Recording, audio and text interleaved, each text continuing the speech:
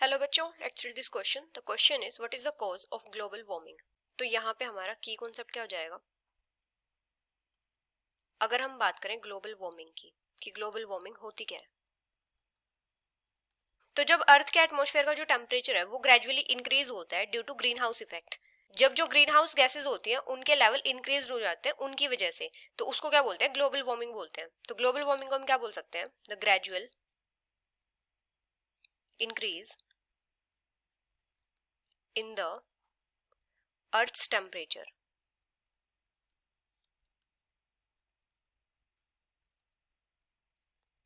generally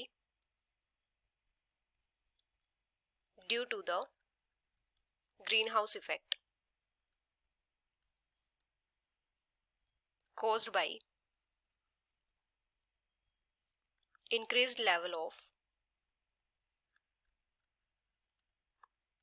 carbon dioxide,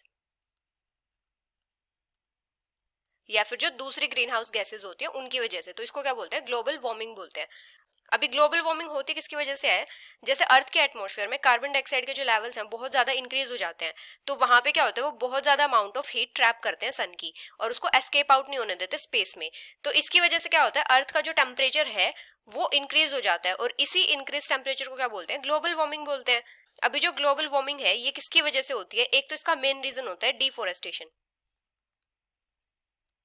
मतलब अगर हम प्लांट्स को कट करते हैं, मतलब अगर हम ट्रीज को कट करते हैं तो उसकी वजह से क्या होता है, ग्लोबल वार्मिंग होती है। क्योंकि ट्रीज क्या करते हैं, कार्बन डाइऑक्साइड को कंज्यूम करते हैं। अभी ट्रीज ही नहीं होंगे तो कार्बन डाइऑक्साइड का अमाउंट इंक्रीज हो जाएगा, जिसकी वजह से क्या होगा, ग्लोबल वार्मिंग होगी। और एक इसका मेन रीजन क्या होता है, यूजेस ऑफ व्हीकल्स।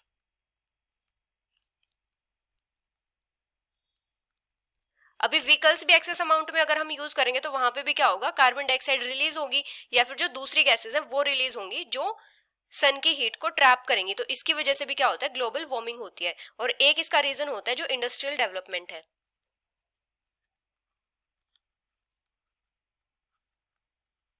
इसकी वजह से भी क्या होता है, ग्लोबल वार्मिंग होती है, क्योंकि यहाँ पे भी क्या होता है, डिफरेंट गैसेस रिलीज होती हैं। तो ये सब क्या होते हैं, कोज होते हैं ग्लोबल वार्मिंग के। So this is the final answer. Hope you understood it well. Best of luck.